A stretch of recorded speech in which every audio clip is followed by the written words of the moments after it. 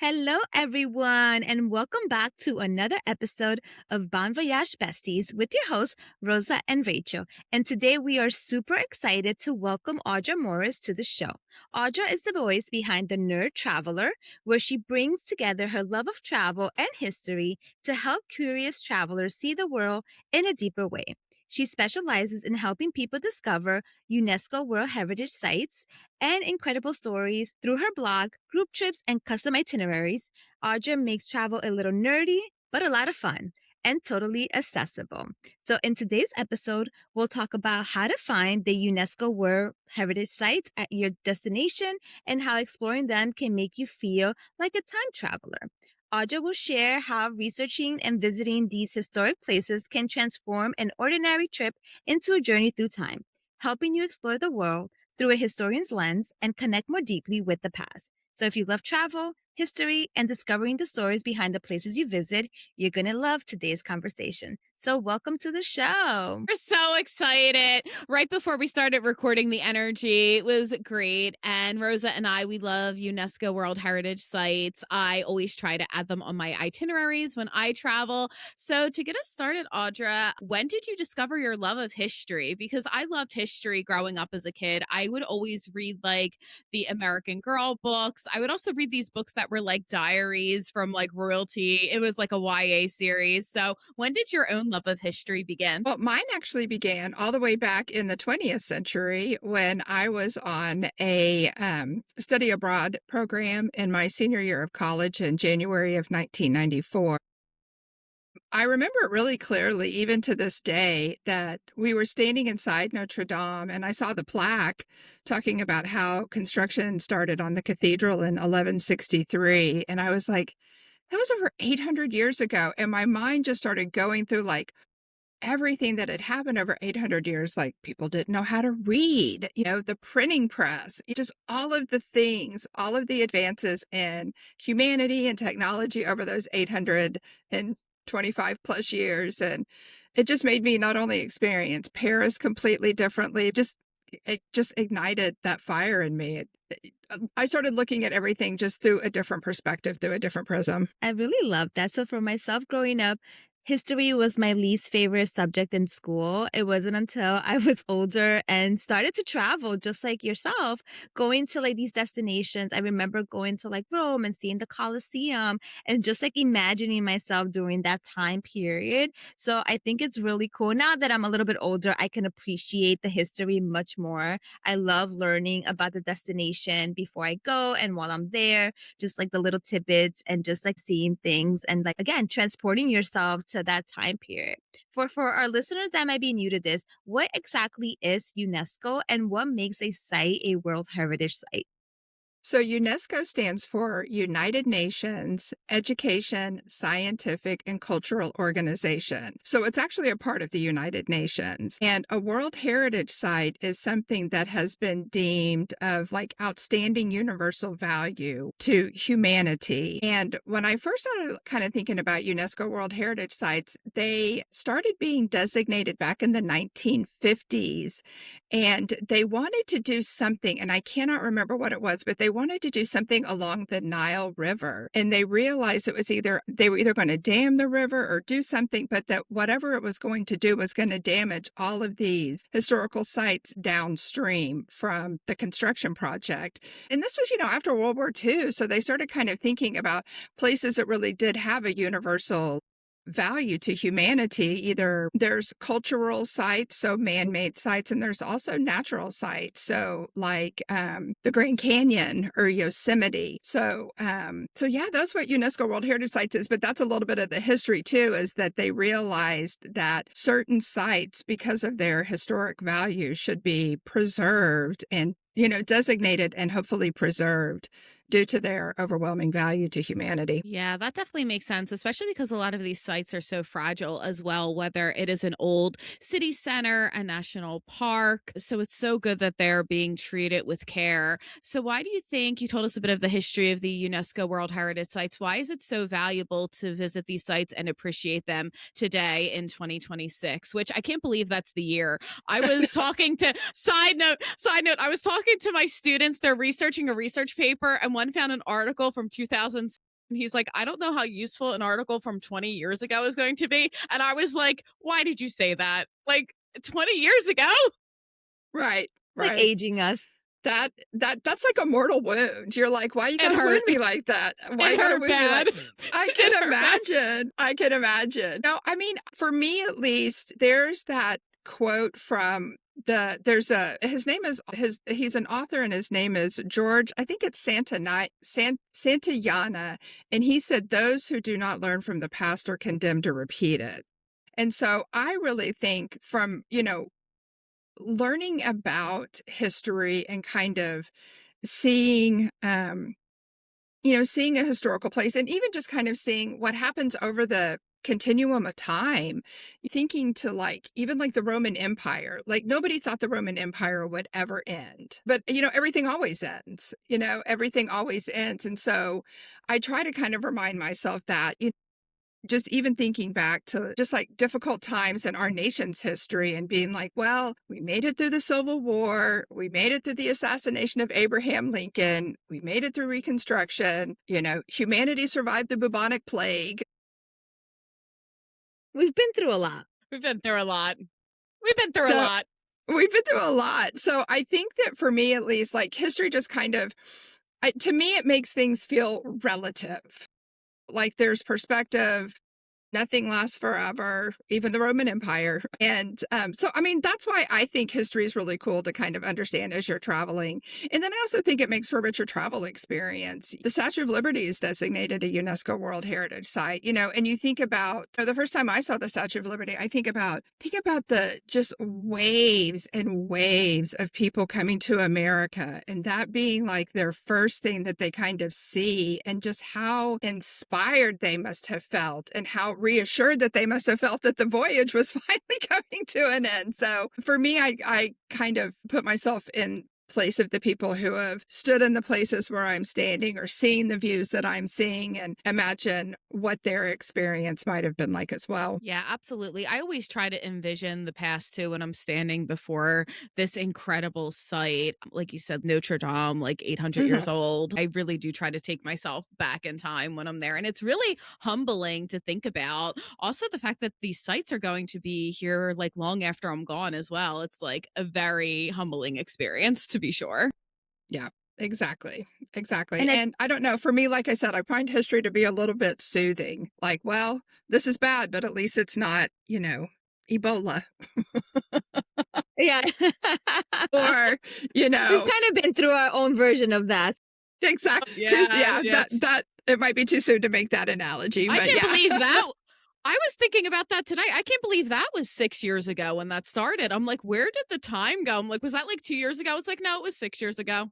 Like literally 60 years ago, because I remember in Texas where I am, students went on spring break and never went back to school. Like the school year was effectively over for them. Yeah. They left for spring break, like they had to go get all their stuff out of their lockers and it was just, I mean, in the span of such a short period of time, just kind of how the world just went boop. Yeah, Exactly. it was But, crazy. I'm glad that's in the past. But and speaking of like these natural wonders and whatnot, so I think one of the good things is the preservation, because one of the things you just talked about is like some of these places have been around for hundreds and hundreds of years, right? So at least with having the designation being under the UNESCO World Heritage Site, it allows for some of these places to be much well preserved, right? Because they have to go through, I guess, like a process. I don't know too much about the back end stuff and how they get designated or what the process is. I know recently we went to Antigua, Guatemala, and they were talking about how that is a World Heritage Site. And even to do like construction, repairs, they have to go through certain protocols and procedures. But just kind of seeing the city and its old like charm, it just adds something to it. And you really do feel like you are transporting back in time. Like I did not feel like we were in 2026. Like I felt like I was like, I don't know, 100 years ago or something. It's just like something so beautiful about the destination. But we know social media plays a big role finding these places. But what would you say are some other places that people can go to if they want to find some lesser known UNESCO sites when they're traveling? Well, the World Heritage Site, the UNESCO World Heritage Site website is a great resource. They have an interactive map so that you can kind of like look at where you're going. It's a little bit difficult because they don't have like the country boundaries. So if you're on the edge of, say, like Spain and France, and you're like, is that in Spain or is that in France? But then underneath the map, they kind of have a list of all the countries alphabetically. And if you're a super nerd like myself, you can download it into a spreadsheet and sort and filter and even color code. That sounds like a useful, That's tool awesome. for you to kind of sell. Yeah, I was just thinking that. That's an excellent product. I would buy that because I like keeping track of these World Heritage sites that I see, but like I never like write them down or use Mhm. like a spreadsheet or anything. I would totally buy that. Yeah, yeah. I have a spreadsheet. It has tabs for the countries I've visited. And I think I counted it up the other day. And of course, I don't have the figure right in front of me, but I think I've been to like 30 UNESCO World Heritage Sites. And, not even on purpose. Like, I didn't really kind of realize that my love affair of history could include UNESCO World Heritage Sites until probably about when I started blogging about 5 or 6 years ago. I'm talking about the pandemic. We all had so much time to kind of sit around and think about, there's that Mary Oliver poem that has the line that says, what are you going to do with with your one beautiful and precious life? And I thought, I want to travel and look at history. Then kind of researching it was like, oh my God, UNESCO. Yes, I want to focus on UNESCO World Heritage Sites. And there's even 5 UNESCO World Heritage Sites here in the US that predate European settlers. There's the oldest one, I think, is in northeast Louisiana, and it's like from the 1700 BC. It's Wow. man-made mounds and ridges, and they have found that, it's 3,700 years old. Like, that's just, but Wow. I mean, that's older. That's like Stonehenge old. Like, that's just bananas. Blows my Yeah. mind. It's really unbelievable Yeah. to think about. Yeah. Yeah. I want to try to make a road trip over there because it's not that, I mean, it would be an easy road trip, but even in Texas and San Antonio, I mean, the city of San Antonio is older than the United States. It just celebrated 300 years. And the missions down there, one of which is the Alamo, that's a UNESCO World Heritage Site. I remember there's that kind of funny saying about to the victor goes the spoils of war. And I remember standing outside one of those missions and they had kind of the placards telling the story, and it had the indigenous people kind of kneeling before these Catholic priests who built these missions. And I remember I looked to my mom, who I was traveling with, and I was like, I don't think it was quite that peaceful. I think it was probably a little bit more violent. A little bit more turmoil. I don't know if it was quite that simple. But, just kind of thinking about stuff like that. And, even TV shows like Yellowstone and, 1793 or 1883, and, the prequels to Yellowstone, Taylor Sheridan has really kind of focused a light on some of the indigenous history that doesn't always get told. It kind of has the violence of what it was like to try to, de-Indian the Indian, or, de-native the Indian, or whatever they were trying to do, which obviously didn't work. But I just think that stuff's really interesting too. But yeah, I do laugh at sometimes how history is presented, and that it's a very, I'm like, I bet the defeated would probably tell it differently. Yeah, for sure. They might have a different version of things. Totally different version. Yeah, I always think of the history that's been like lost throughout the years because Right. of that. Because, yeah, in a lot of ways, history is told by the victors. And I always think, like, how much history do we not know because it was squashed out? Right. Like, it just blows my mind. Right, exactly. Exactly. And so that's the cool thing too about those sites is that, I mean, you can't rewrite earthen mounds and ridges that were built, they think, by hand by hunters and gatherers over 3,500 years ago in the Mississippi River Valley. Yeah. I mean, Yeah, it's that's just, amazing. isn't that bananas? Yeah. So, with UNESCO sites, it's so funny because I always seem to come across them by accident too. Like, I'll book a trip to, say, France or Italy, and there's just so many UNESCO World Heritage Sites. And sometimes I don't realize till after I've come home that I've come across them. And I'm like, oh my gosh, no way. That was UNESCO. I had no idea. So, as an avid traveler, do you recommend choosing a destination based on its UNESCO sites, or do you recommend picking the destination first and then adding the UNESCO sites to the itinerary?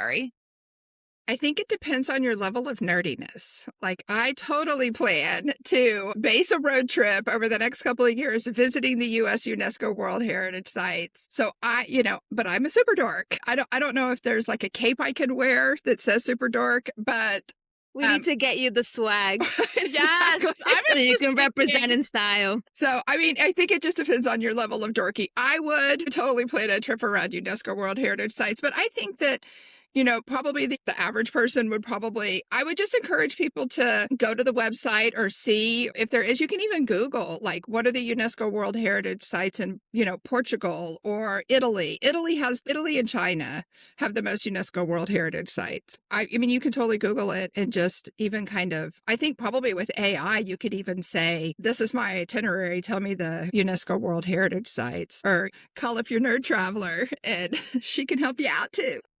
Yes, yes, I'll be giving you a call when I go to Italy in the summer, and I'm totally gonna join you on your road trip around the US. I'll just, Nice. hide Yeah. in the backseat because it sounds amazing. It sounds like so Right? much fun because I always forget, like, that the United States has them Mhm. too. Like, Mhm. I think, "Oh, I have to go to Europe or I have to go to Japan," and it's, like, not true. I can drive around the US, so I'm gonna crash your road trip, just giving you a heads up.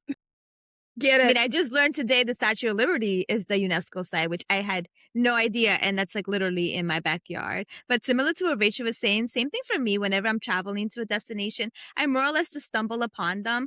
I know when we went to Greece last year, we were in the Peloponnese area and we wanted to visit a couple of different archaeological sites. And I think like 5 of them that we went to, they were all part of the UNESCO, which was pretty cool. And when we traveled to Peru, we went to like Machu Picchu. So I'm familiar with like some of the popular ones, but what would you say are some of the lesser known UNESCO sites that travelers should definitely look out for?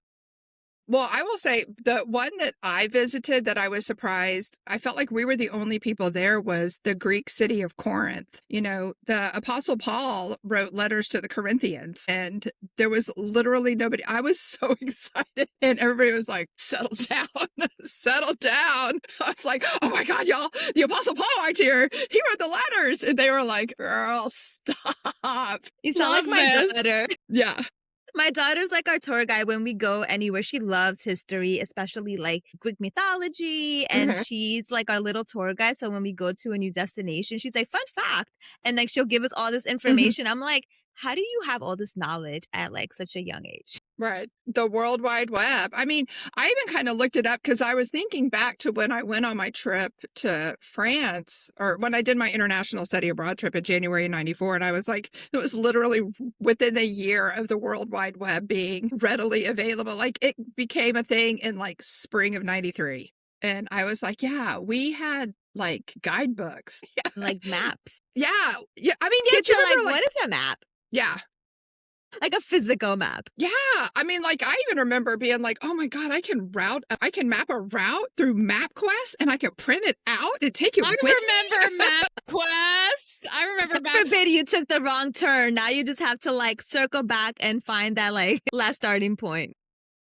Exactly, exactly. So yeah, I mean, I think that it's so easy to research places these days. Even if you just think like, what would be a UNESCO World Heritage Site that's coming up in my destination? And like I said, I think you'd be surprised, how many there are in America. You don't have to cross an ocean to visit UNESCO World Heritage Sites. There's actually a large cluster of them, kind of over in the Colorado and New Mexico area with the around with the Pueblo dwellings, from like the 500s to 1200s. I mean, it's just wild. I Yeah, know. Now that's we really need to take cool. this road trip.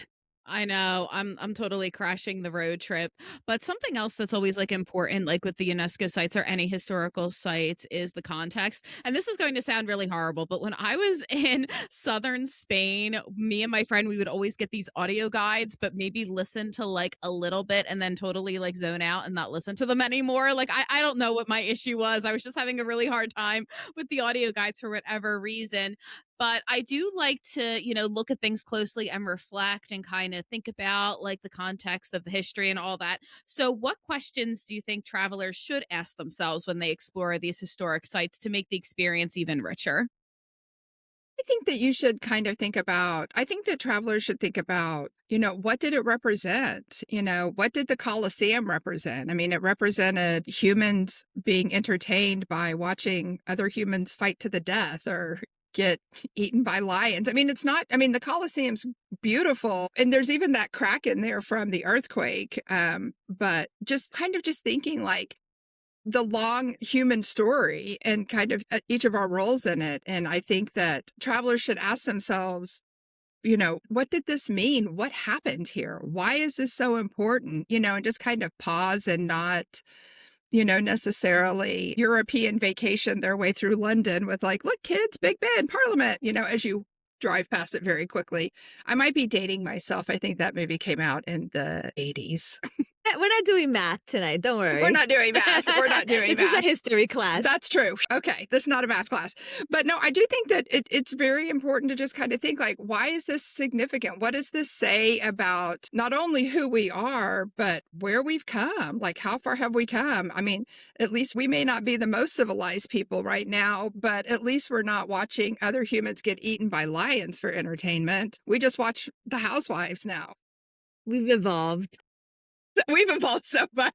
Although some episodes get wild, so I don't know. They do. It feels a little bit like it feels very predatory sometimes. My God.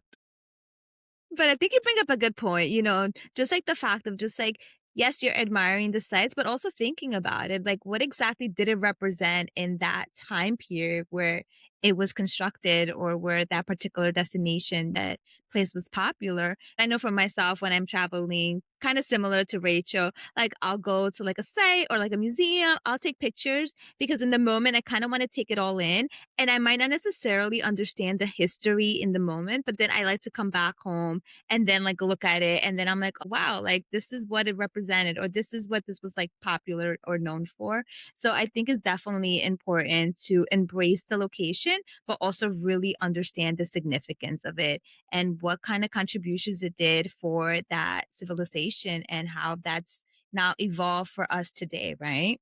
Exactly. I mean, like Machu Picchu, like I've never been to Machu Picchu, but it's like, weren't those like temples or were they houses? Yeah. And just thinking about, and from the Incans, right? For the Incas, yeah. Yeah. Yeah, I mean, like even being there, like you feel like this sense of like stillness and like peace. It's like really hard to like explain, but it's like you're just there, you're seeing like the fog just go over the mountains, and it just have like this very nice and like zen like moment and peaceful moment.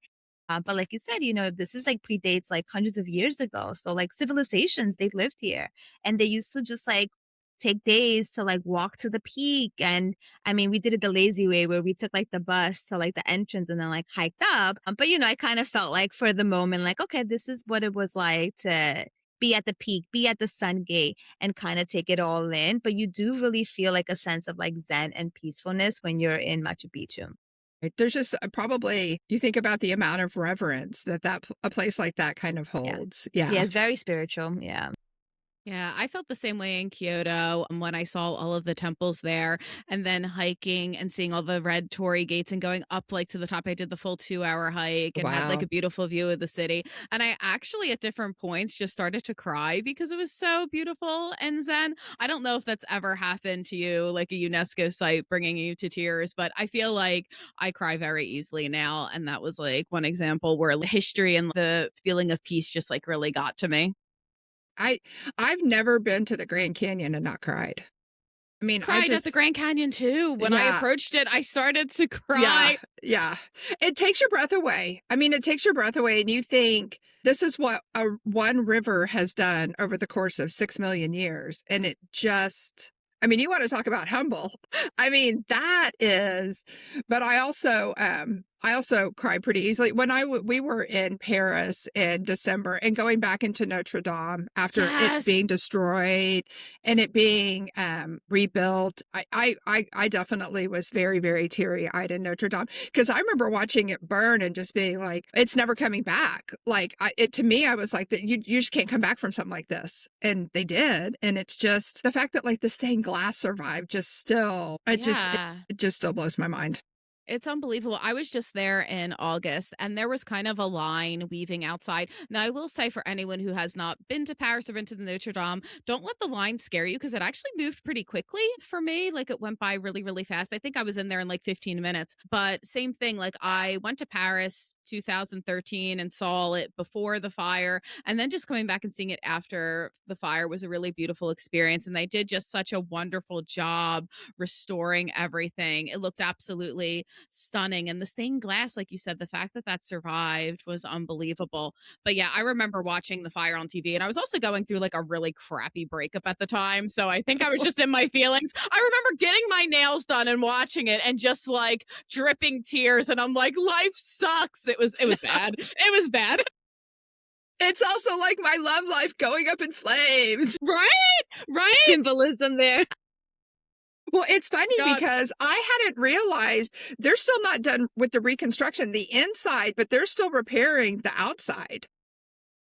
They Interesting. still have scaffolding on their side. Yeah, when we traveled last year to Paris, we were wandering around one night and then we had like a free night and I looked it up and I was like, it's open, let's go check it out. And same thing, it was very like mind blowing, such a beautiful, beautiful church and I loved it. And just like going in there, same thing, like I felt like this peacefulness and I was like, this is great because this is something that survived. Because similar to you, like when you saw it on the news that they went up in flames, you don't know whether or not they're going to be able to reconstruct it and bring it to the same old glory that it had in the past. So I was very, very happy that we were able to see it. So it's definitely worth a trip. Exactly. Well, and even thinking about like the sculptures over each of the three doors and the stained glass, I mean, that was telling biblical stories to people before the printing press, before people had their own Bible or knew how to read it. Granted, for a long time, it was in Latin. So even if you had it, you couldn't read it if you didn't speak Latin. So it was, I mean, in so many ways, it wasn't just a cathedral. The building's also a storyteller. And so I don't know, I'm a person that I also think like, to me, I feel like buildings can also kind of be like living things. I think about the history that a place has seen. Like I think about all the history that like Notre Dame has seen. And I think that they've even, when they were building, I think, an underground parking garage. They're trying to build an underground parking garage in front of it. I don't know, Rachel, if you saw, when you were waiting in line, but they've got like an archaeological crypt. Yeah. Yeah, which is kind of wild. But that's actually on that island is where the original Germanic tribe settled because that island provided great defense. So that's actually the birthplace of Paris. Yeah. Interesting. That's so amazing to think about. It's just like the amount of history. Just imagine like you're like digging up and like putting in a parking lot and you come across these crypts. It's just like, what? It's just like mind blowing. Or it's like that guy that discovered the terracotta warriors was digging for a water well. Yeah. Yeah.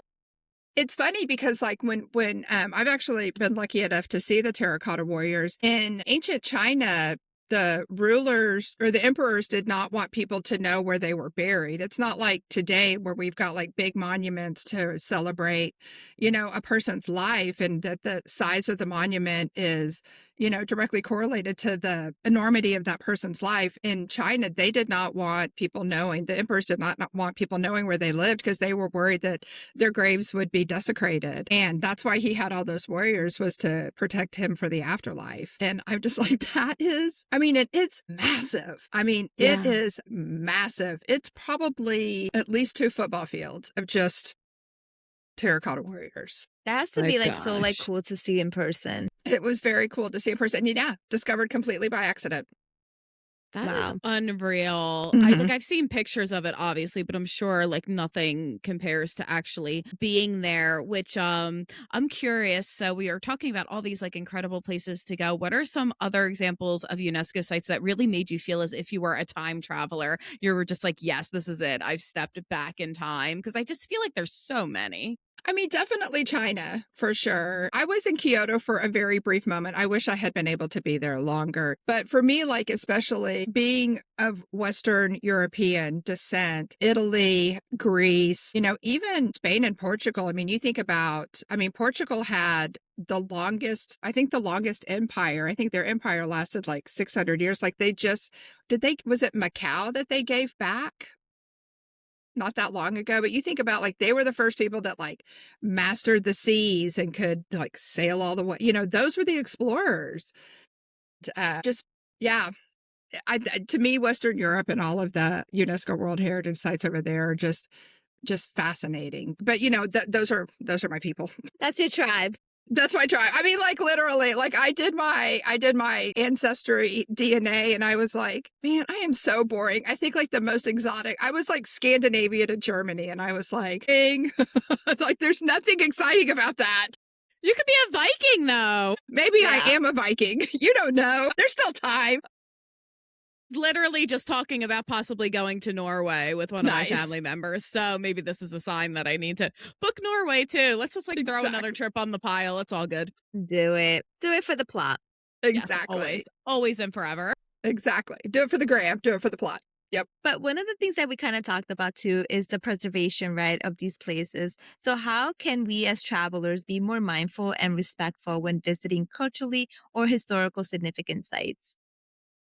I mean, I think especially as Americans, is talk at a lower volume. Realize that there's other Yes, people please. there having moments that don't necessarily need my yappity yap happening as their background music. So I think just realizing that you're in a place of reverence, in a place of, profound significance, and that everybody there is trying to have an experience of it, and to just try to be quiet, be mindful, walk slowly, don't bump into people, perhaps take your pictures very quickly. When we were in Ephesus, I mean, I stood in front of the library for probably 20 minutes waiting for all of the influencers to get out of the way. And like, I'm going to throw my skirt up this way, and I'm going to throw my skirt up this way, and I'm going to flip my hair this way, and then I'm going to flip my hair that way, and then I'm going to flip my hair all the way around. And I was Yeah. like, oh, It's like take one picture and just move it along. please. Keep it moving. Keep it moving.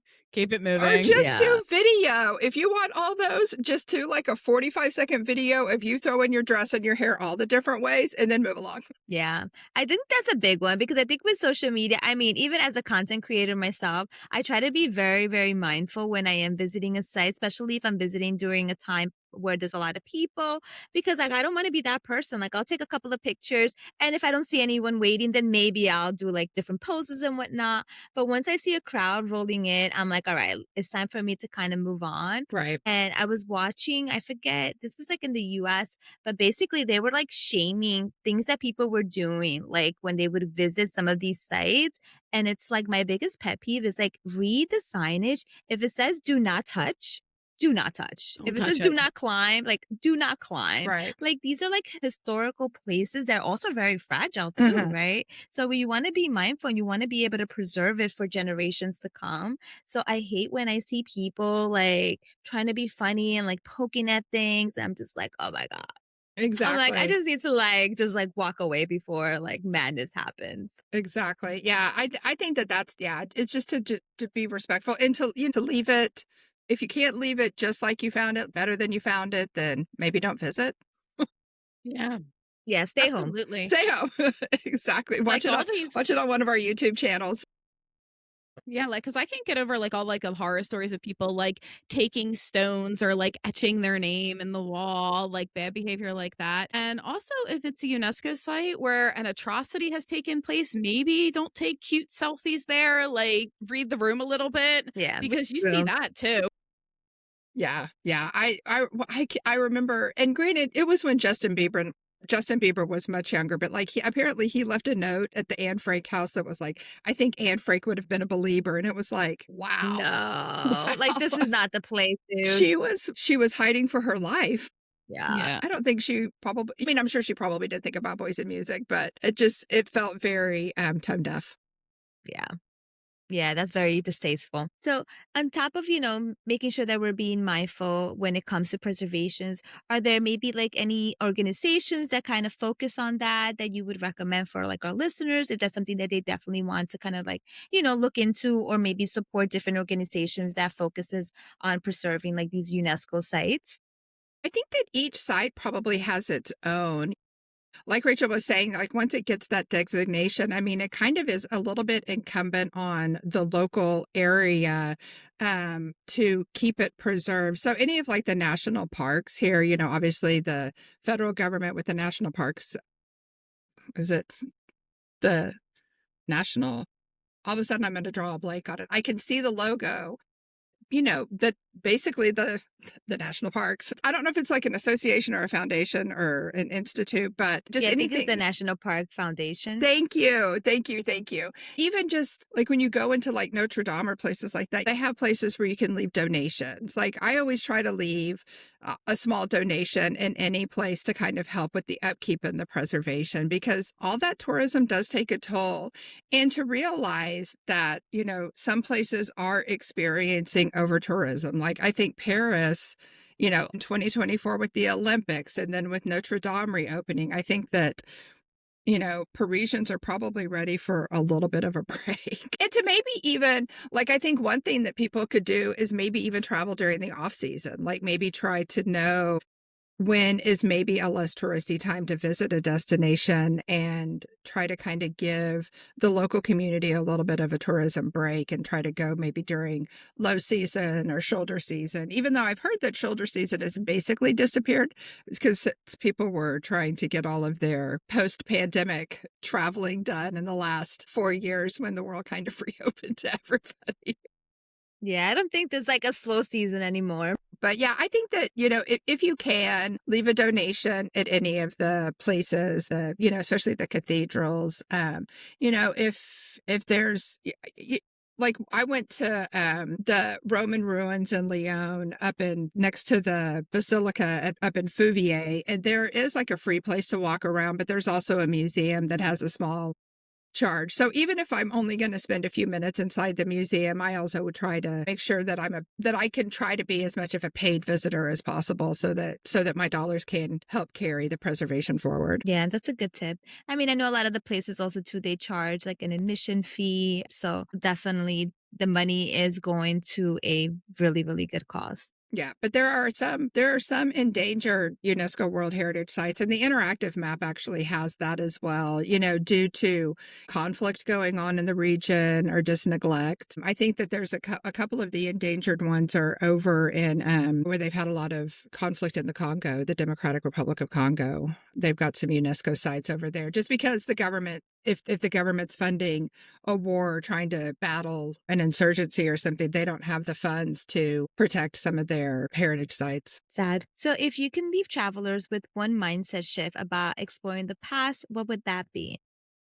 I think that, like we kind of talked about, that there is a perspective and a humility that can come with being in a place of historical significance, and that it kind of can help you realize not only just the fabric of everybody, but that the people who were there, the people who were in Paris in the 12th century when they started building Notre Dame, they're not all that different from who I am today in 2026. Like I want to be accepted. I want to be cared for. I need food. I need water. I need shelter. I need belonging. I need community that, even over the course of centuries and millennia, the human story hasn't really changed that much. The basic core needs haven't really changed. The needing for a place of reverence, like Machu Picchu, like Notre Dame, like basilicas, like the Acropolis. That was a place of defense. But just all of those places that people are not all that different, and that the fabric of humanity is actually very beautiful, and that I love playing just a small role in the long human story. And I think that's beautiful, right? Because like at the end of the day, like you said, we're all the same. We might look different. We might come from different places. But at the end of the day, I do believe that there's a lot of good in humankind. Sometimes we see a lot of negativity out in the world, but more often than not, you come across genuinely good people. And again, when you visit some of these sites, you do really feel like the sense of like peace, the sense of belonging, even if this is like builds like 300 years before your time, you still feel that energy. And that's why I personally love when I visit these sites to learn a little bit about the history, just kind of understand what I'm looking at, the significance that it played, and how it kind of shaped that particular location that I'm traveling to. So I definitely do believe visiting the UNESCO sites is very, very important. And it's also very humbling too, because you see things that were built like hundreds of years ago and they're still standing and very, very well preserved. Like I've been to some sites that I'm just like, how is it still standing? And like you can really see, I know when we went to the Peloponnese, I forget what it was, like a theater. Forget exactly the name of the place that we went to. I have to look it up and put it in the show notes.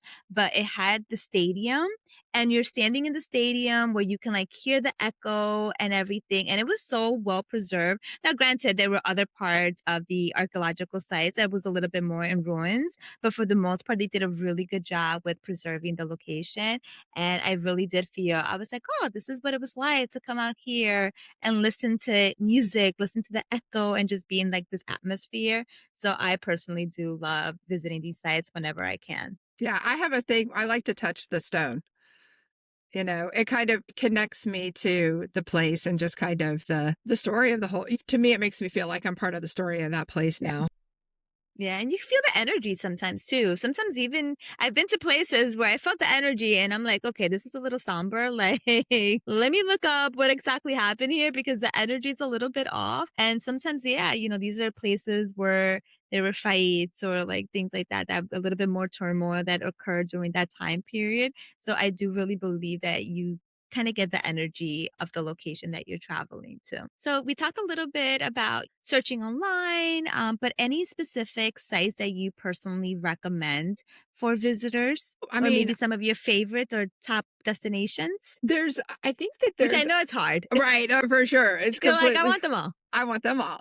I mean, I always try to, when I go to a city, I always try to go to the tourism office to try to get kind of some of their recommendations as well. So I always try to kind of find where the tourism office is for each of the local cities that I visit. There's always people there that are super excited to tell you about the history, and they may even tell you something that maybe doesn't even make it into ChatGPT or into Those are the Claude. best places sometimes, Yeah. And they'll tell you kind of like the little hidden, like we were talking about, kind of like some of the forgotten history that's just been passed down through folklore. So I would always look up try to figure out where the tourism office is and try to go and pay them a visit just to kind of get some of the behind the scenes.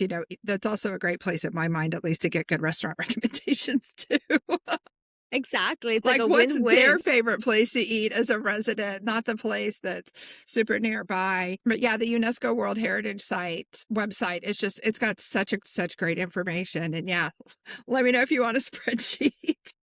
Telling you, that's like a business right there. That's a good digital product. Yeah, digital product. I would buy it. The research sometimes is like the hardest part when I travel to a destination is finding things. And like you said too, like when you're traveling somewhere, you obviously have the popular sites, but going back to what you said about over tourism, finding those like lesser known destinations are still just as breathtaking.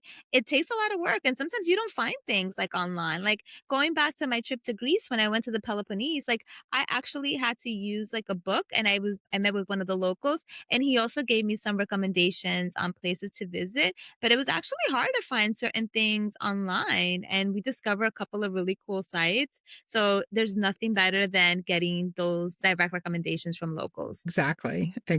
All right. So if you're ready, Audra, we'll maybe switch over to some fun little rapid fire questions over here. All right. All right. So if you can time travel to any historical era for one day, where and when are you going?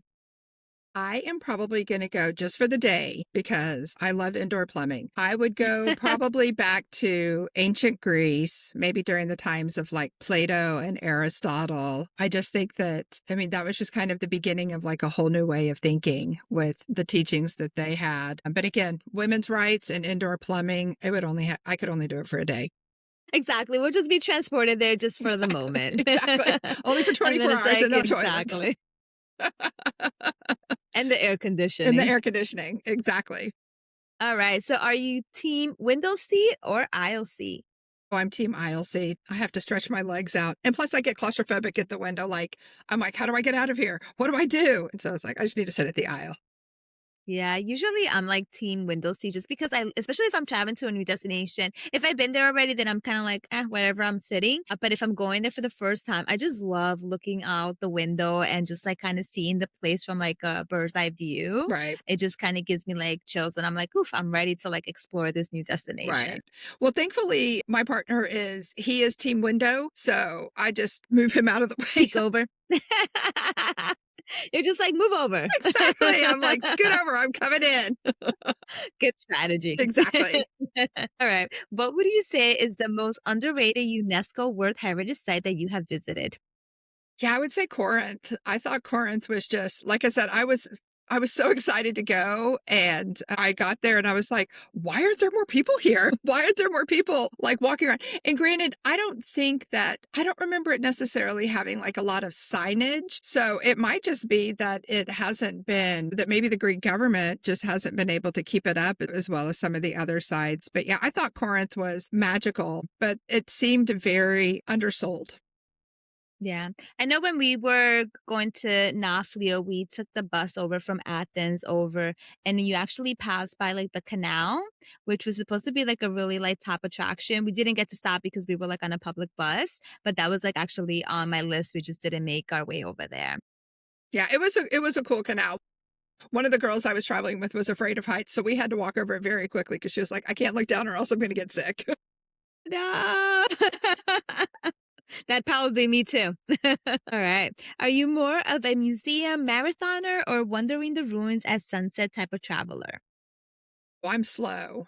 I'm slow. I'm slow. I'm taking notes. I'm taking it all in. I do love, speaking of like a sunset, I actually like going back to the same place during different times of day to just see how the light hits it differently. So I'm a slow and a repeater.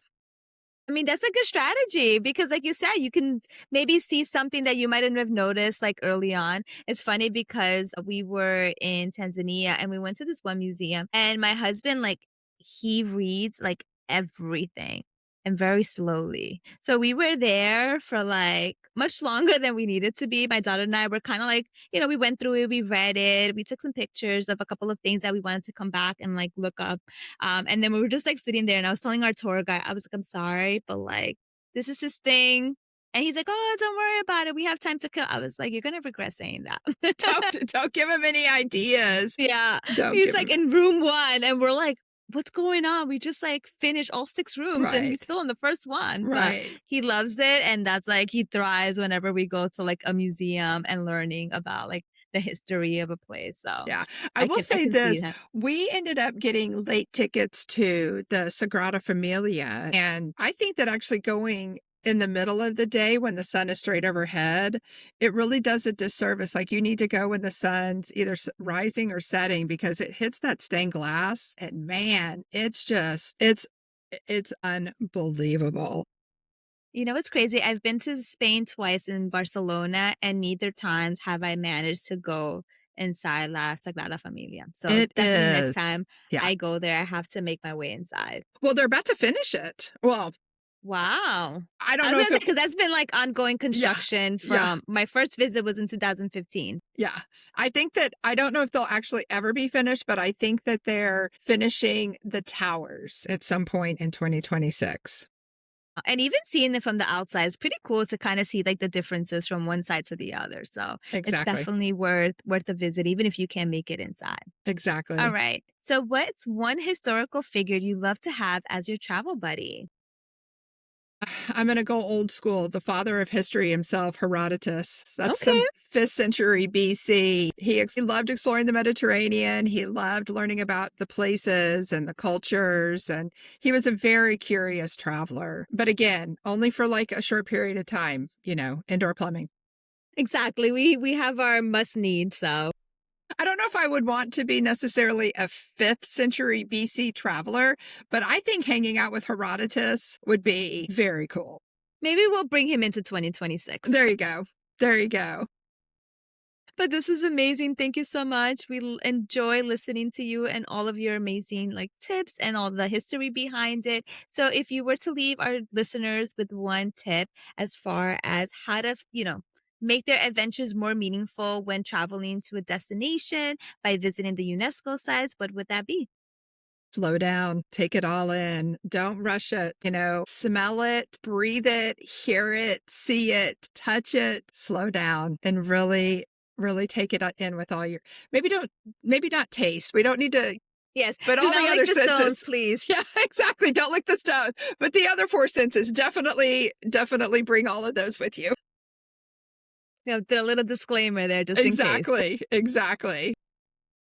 But thank you again, Audra. We Thanks, had a Rosa. great time. Me too. And that is a wrap on today's episode of Bon Voyage Besties with your hosts, Rosa and Rachel. We are so grateful for Audra for joining us and sharing how we can turn our trips into true journeys through time. Audra, the voice of the nerd traveler, reminded us that travel isn't about checking destinations off a list. It's about discovering the stories that shaped our world.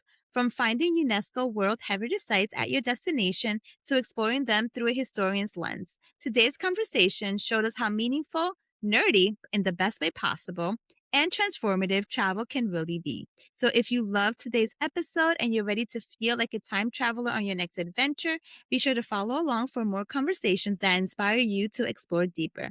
Don't forget to follow us at Bon Voyage Besties across all of our platforms. We'll also make sure to link Audra's social handles, The Nerd Traveler, so you can keep learning on how to make history come alive on your trips. So until next time, besties, stay curious and bon voyage.